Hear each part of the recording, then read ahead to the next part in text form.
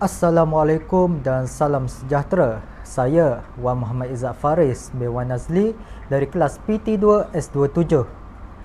Syukur kepada Allah Subhanahu Wa Taala kerana masih memberi kita ruang untuk terus hidup dalam iman. Hari ini saya ingin berkongsi sedikit tazkirah ringkas tentang Perang Khandaq, satu peristiwa yang besar yang syarat dengan pengajaran rohani buat kita semua. Perang Khandaq atau dikenali juga sebagai Perang Ahzab berlaku pada tahun ke-5 Hijrah. Ketika itu, Madinah dikepung oleh gabungan musyrikin Quraisy dan beberapa puak lain yang jumlahnya mencecah 10,000 orang.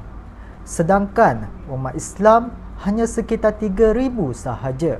Tetapi apa yang menarik dan ini yang kita nak ambil ibrah, ialah bagaimana Rasulullah SAW mendepani cabaran ini dengan strategi keimanan dan tawakal yang luar biasa. Atas cadangan Salman Al-Farisi, Rasulullah SAW dan para sahabat menggali parit atau dikenali sebagai Khandaq sebagai benteng pertahanan. Ia bukan kerja yang mudah. Bayangkan dalam keadaan lapar, kesejukan dan tekanan musuh dari luar. Mereka tetap terus menggali. Bahkan ada riwayat yang menyebut Rasulullah SAW sendiri turun tangan menggali, menunjukkan bahawa pemimpin sejati bukan hanya mengarah tetapi turut bersama susah payah dengan rakyatnya. Dalam Sahih Al-Bukhari, Kitab Al-Maghazi, kami menggali parit bersama Rasulullah SAW.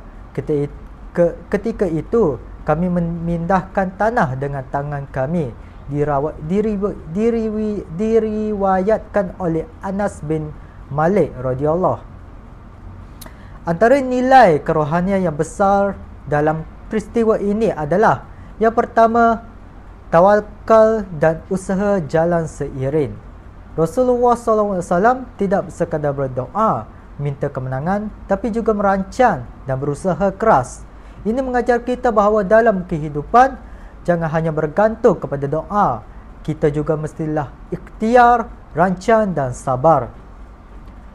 Dan yang kedua, kepimpinan melalui teladan. Rasulullah tidak pernah membezakan dirinya.